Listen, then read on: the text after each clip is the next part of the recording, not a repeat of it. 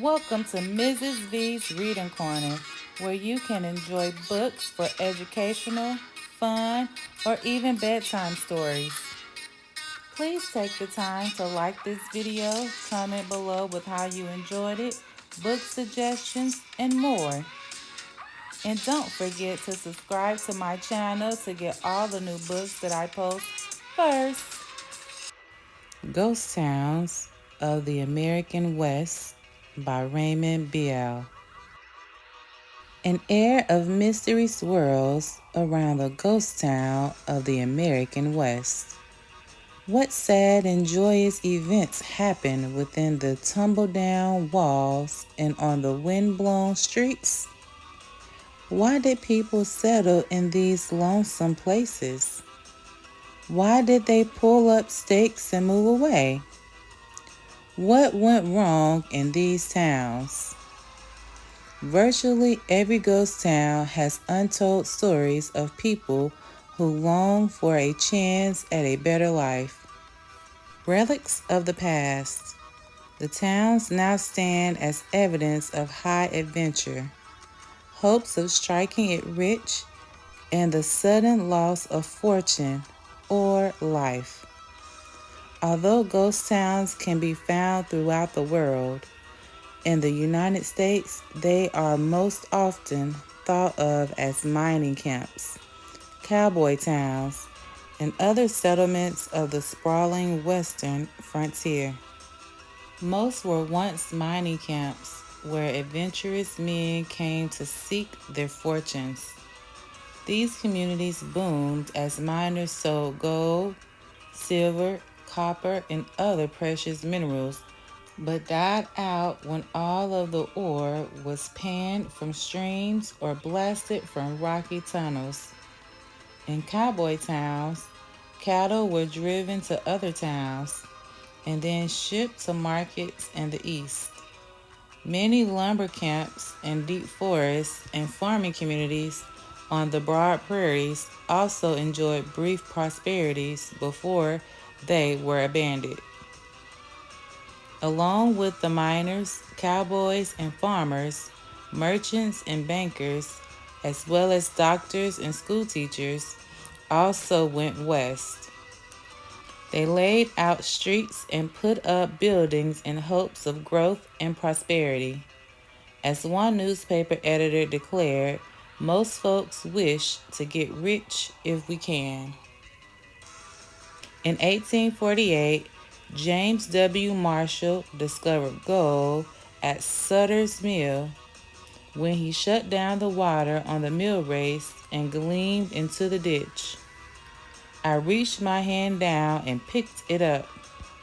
It made my heart thump, for I felt certain it was gold, he recalled. Soon the word was out. Gold! Gold! Gold from the American River, shouted Sam Brannan, waving a bottle of gold dust as he strode through the San Francisco streets, seeking pay dirt.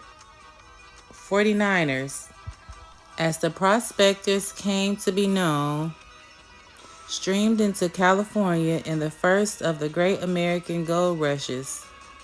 Yet, over time, people came to refer to the sawmill as Shutter Folly, as the land of John Shutter was overrun with prospectors. Everywhere men claimed squatters' rights, in which they settled on land without paying for it. Towns sprang up overnight. Charles B. Gillespie, a miner who worked near Coloma, California, described the typical main streets of these towns as alive with crowds. To him, the miners were ragged, dirty men who were otherwise good-natured. They were a mix of Americans and immigrants, Germans, French, and other Europeans, and gold seekers from China and Chile, along with British convicts from Australia. Mark Twain declared it was a driving, vigorous, restless, population in those days. 200,000 young men, not shimpering, dainty, kid glove winklings, but stalwart, muscular, dauntless young braves, brimful of push and energy. In 1851, when a Scottish artist named J.D. Borthwith arrived to try his luck as a prospector, he wrote that the main street of Hangtown, later renamed Pacerville, was in many places knee-deep in mud and was plentiful strewn with old boots, hats, and shirts, old sardine boxes, empty tins of preserved oysters, empty bottles, worn out pots and kettles, old ham bones, broken picks and shovels, and other rubbish. Borthwick described the town as one long, straggling street of clapboard houses and log cabins, built in a hollow at the side of a creek and surrounded by high and steep hills. Along the creek, he said, there was continual noise and clatter as mud, dirt, stones, and water were thrown about in all directions. And the men, dressed in ragged clothes and big boots, wielding picks and shovels, were all working as if for their lives. In the typical Western town, the buildings were often skirted with a sidewalk of wooden planks, along with hitching posts and water troughs for horses. There might be a bank made of solid brick to assure depositors that their hard cash or gold dust was safe from robbers. There might also be a mercantile store, an early version of the department store, as well as a general store. The town certainly had to have a blacksmith shop and livery stable, as well as corrals for horses and cattle. Some towns have a telegraph office and their very own newspaper. The town might be lucky enough to be on a stagecoach route, a pony express station, or better yet, a railroad stop. The Americans have a perfect passion for railroads, wrote Michael Chevalier, a French economist, in the 1830s. If the railroads bypassed the village, it quickly became a ghost town. Helen Hunt Jackson described Garland City, Colorado, where she lived. 12 days ago, there was not a house here. Today, there are 105, and in a week, there will be 200. However, the town lasted only a few months, at least at that site.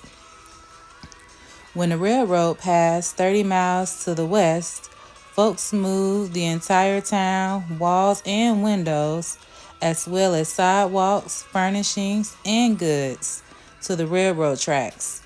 Railroads laid down thousands of miles of gleaming tracks across the grasslands, with a transcontinental link completed in 1869. None of these towns would have prospered, even briefly, and the frontier would never have become settled without women and children. Storekeepers and farmers occasionally brought their wives and children with them, but men still outnumbered women 9-1. Most towns actively sought women. In 1860, a letter to the editor of the Rocky Mountain News from the new settlement of Breckenridge, Colorado, read, "A few very respectable looking women have ventured over to see us. Send us a few more." Another Colorado writer asked, "We have one lady living in Breckenridge and one in Gold Run. We will be glad to welcome many arrivals of the gentler proportion of the gold-seeking humanity." and can offer a pleasant country, good locations, and peaceable neighbors, except for an occasional lawsuit. The waves of Western migration reached a peak between 1860 and 1880. Over time, some towns grew into large cities, such as Denver and Phoenix, while many others were abandoned and forgotten in the desert sands or mountain snows. Most went bust because of economic failure. All the gold or silver was mined or the cattle were driven to another market town. A few people got rich, but others suffered heartbreak, hunger, and plain bad luck, and then abandoned the town. Perched on mountain cliffs, tucked into a wooden valley, or baking in the desert sun, these ghost towns are so remote that they are almost impossible to find. People often have to travel to them by four-wheel drive vehicles and then hike several miles up a rocky slope or over cactus-studded deserts. Finding the ghost towns may be as difficult as the search for gold that led to the founding of the towns. John Steele described Washington, California in the 1840s, just 6 months after it had been founded, with a large number of vacant cabins. It contained several empty buildings and quite a large hotel, closed and silent. Once ringing with the voices of cheerful people, the towns have now fallen silent. They have become little more than empty shells of their former selves. There may be a handful of old false front buildings, weathered to a haunting gray, with open doorways and broken windows. But little else remains. Few people even remember the place. Even the memories, along with the hopes and dreams of the inhabitants, have blown away, like so much dust in the wind. The end.